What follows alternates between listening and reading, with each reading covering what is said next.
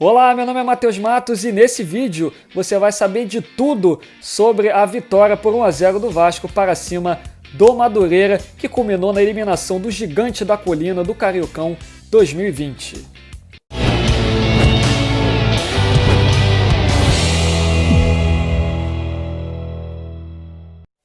Antes de fazer a análise, temos que lembrar, que o Alexandre Campelo entrou, no início da live que o Vasco normalmente faz, com o pré-jogo, pós-jogo e também narração sem imagens. O Campelo entrou fazendo pronunciamento, garantindo, a transmissão, visto que teve aquele imbróglio da Globo de não fazer mais as transmissões dos jogos do estadual.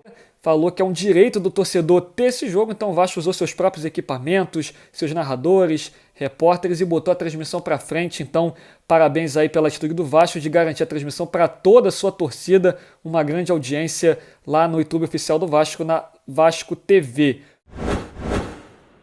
Bom, falando do jogo, fazendo um panorama geral, temos que lembrar que o Vasco precisava hoje da vitória para cima do Madureira, um confronto direto, visto que também a equipe, o tricolor suburbano também precisava da vitória para cima do Vasco para passar de fase. Só que tinha um outro jogo, simultâneo, Volta Redonda e Resende no Maracanã, duelava no Maracanã, e era um jogo que também interessava a Vasco e Madureira. Então, o Volta Redonda teria que tropeçar para uma das duas equipes passar de fase. No caso do Vasco, o Vasco precisava da derrota do Volta Redonda e ganhar do Madureira. Ou caso o Volta Redonda empatasse, tirar um saldo de 3. O que aconteceu é que o Volta Redonda ganhou e frustrou aí a torcida vascaína. Mas o Vasco levou a vitória para casa. Então vamos às análises. Então a gente começa com o primeiro tempo. O Vasco, que teve a mesma escalação titular hoje do último jogo, do último domingo, contra o Macaé. O Vasco com o mesmo time, com Fernando Miguel no gol, Pikachu, Castan, Ricardo Graça, Henrique, meio campo Felipe Bastos, Andrei. Ali no ataque, lado direito, Vinícius, lado esquerdo, Thales Magno, no meio, Benítez, no ataque, Germancano. Ramon levou o mesmo time para campo e a expectativa da torcida é que o Vasco praticasse seu mesmo futebol do primeiro jogo da volta da pandemia. Mas o que aconteceu é que o Vasco praticou um futebol um pouco diferente. O Madureira, que é uma equipe um pouquinho melhor que o Macaé, fez um jogo duro, recuou para cima do Vasco, fez 2 linhas de 4 ali no meio campo, marcou bem recuado ali e também conteve os avanços, que o Vasco atacou muito pelas pontas no último jogo, principalmente pelo lado direito com o Pikachu e com o Vinícius, que arrebentou, jogou muito ali pelo lado direito. Ele e o Pikachu fizeram uma bela de uma dupla e o Felipe Bastos também, que jogou muita bola, jogou ali pelo lado direito. Então o Madureira fechou aquele lado, então o Vasco ficou sem ter muitas opções, tentou atacar mais até pelo lado esquerdo com o Thales Magno. Thales Magno também tem que destacar, muito apagado no jogo, tentou alguma coisa ou outra ali, mas não consegue mais ser aquele Thales Magno de antes.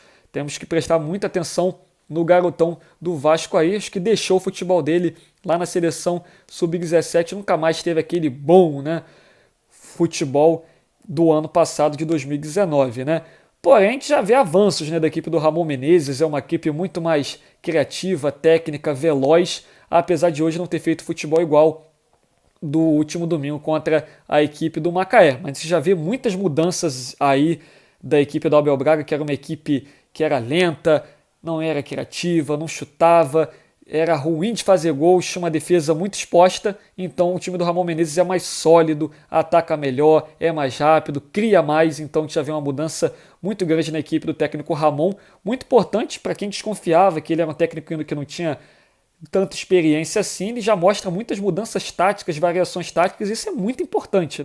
Agora, falando do Vasco no primeiro tempo, como eu falei antes também, é um time que tentou bastante, mas esbarrou muito na defesa do Madureira, que estava muito sólida. 2 linhas de 4 ali juntas e compactas, acho que não conseguia penetrar tanto. O Cano, a esperança de gols, ficou muito preso ali no meio, Então o Vasco tentava alguma coisa ou outra. O Benítez talvez tenha sido o cara que mais tentou nesse primeiro tempo, encostava muito no Thales, encostava no Vinícius, buscava a bola atrás, mas o Vasco não conseguia tanto. Tentou algum chute ou outro ali, sem muito perigo, mas o Vasco foi um time diferente do que foi contra o Macaé, Mas mesmo assim jogou muito bem muito bem, tentando bastante, o time muito pro ataque.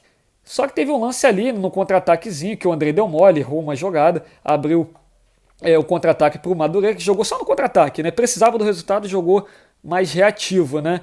E ali num lance lá pelo lado direito do Madureira, o Igor Catatal perdeu um gol na cara do gol, um gol estilo David na época do Flamengo, um gol feito que poderia ter mudado os rumos do jogo, esse 1-0 para o Madureira. Mas o primeiro tempo do Vasco no todo foi o Vasco tentando, martelando, martelando, martelando, sem conseguir muita coisa, esbarrando na defesa do tricolor suburbano. Então vamos para o segundo tempo. A segunda etapa, o Vasco voltou mais em cima, voltou partindo para cima, talvez ali uma conversa ou outra no vestiário tenha mudado alguma coisa, só que em algum momento o Vasco chegou a perder o fôlego ali e não conseguiu mais, né, criar, chutar, atacar, e aí o técnico Ramon Menezes deu uma sacada, né, tirou o Vinícius da sua equipe e botou o Bruno César, né, uma alteração já esperada. E ali eu até gostei dessa alteração dele, porque o Vasco precisava de velocidade, precisava assim de alguém que desse um passe mais agudo, um passe diferente, e o Bruno César tem essa técnica. Chuta bem de longe da área também, já que o Madureira estava todo fechadinho ali, uma barreira mesmo na frente do seu gol. E o Bruno César é um cara que chuta, um cara que é mais técnico, e ele jogou muito bem. No caso, o Benítez foi jogar mais para o lado direito, mas ele encostava bem ali no meio. Tades Magno se manteve na esquerda, e o Bruno César mais ali no meio, buscando bola, correu bastante, jogou muito bem o meio-campo novo, camisa 7 do Vasco. Vai dar trabalho aí para o Ramon escalar essa equipe, que o Bruno César aí pode ser que pinte aí, ver um jogo ou outro como titular. Entrou bem na última partida, entrou muito bem hoje, tentando bastante. Bom, durante o jogo também entrou o Raul, né, ali no lugar do Felipe Bastos, que mudou bastante ali o meio-campo do Vasco. Eu não gostei tanto, porque eu estou gostando muito dessa volta do Felipe Bastos, jogando bastante o Bastos, né? Ele deixa o meio-campo muito mais sólido. Eu acho que a dupla dele com o Andrei ali tem feito um meio-campo muito bom, muito levinho ali. Talvez a volta, né, do Guarense, por acaso ele voltar, vai deixar uma pulguinha atrás da orelha ali do técnico Ramon Menezes, vai ficar na dúvida se tira ou o Andrei ou o Felipe Bastos. Mas eu estou gostando dessa dupla aí de volantes do Vasco da Gama.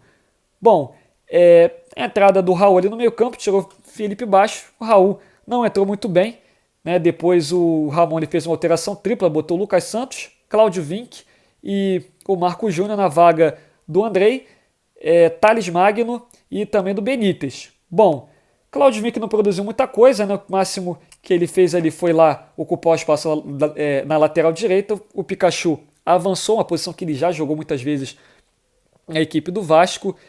O Lucas Santos entrou ali na vaga do Benítez, ocupou bem ali os espaços, jogou bem, correu bastante, tentou muito, né? Ele que precisa mostrar serviço, está tendo mais uma chance no Vasco, o baixinho Lucas Santos, jogou até bem, correu muito, chutou pro gol, tentou alguma coisa, partida satisfatória do Lucas Santos. Agora o Marco Júnior não produziu nada no lugar do Andrei. Olha, Marco Júnior e Raul, uma dupla que não me agrada em nada, não jogaram nada, não fizeram nada no jogo, então fica a preocupação aí para mim, titulares indiscutíveis, Andrei, Felipe Bastos, o resto aí, Marco Júnior e o Raul podem ficar no banco tranquilamente.